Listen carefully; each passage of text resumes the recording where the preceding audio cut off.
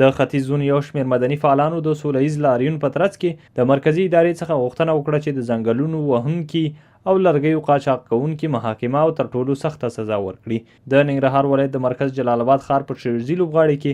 یو شمېر مدني فعالان او خبریالان راټول شوي وو چې په لاسونو کې پوسټرونه وو او د ځنګلونو د وهنې او لرګیو د قاچاق د مخنیوي په اړه یې پکې بېلابېل شعارونه لیکلي وو. دوی همداراز د ځنګلونو وهنې د ژغورنې په موخه د نښتر نیالګی په دار ځړولی وو چې د حکومت په استازیتوب یا نیالګی د ننګرهار والي محمد ګلاب منګل له لوري لا ځوړندېدلو څخه خلاص او د زرغونېدو په موخه په ګلدانۍ کې کېنول شو.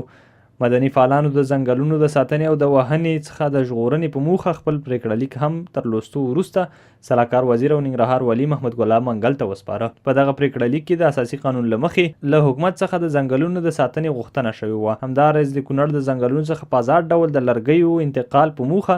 د کابینې پریکړه ناقصه وبلله او یا د پریکړې د لرګیو قاچاق کوونکو او مافیا لپاره یو امتیاز وباله.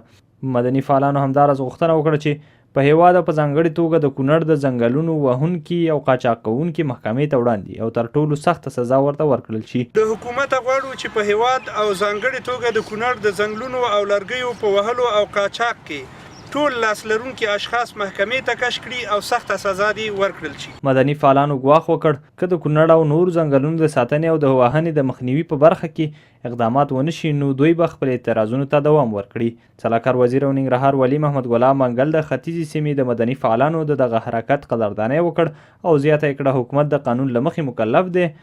چې د ځنګلونو او عامه شتمنیو مخنیوي په برخه کې جدي اقدامات ترسره کړي. سمبولیک احتجاجیه حرکت چې نن تاسو ترسره کړی د زړه کومه مننه کوم او ستایم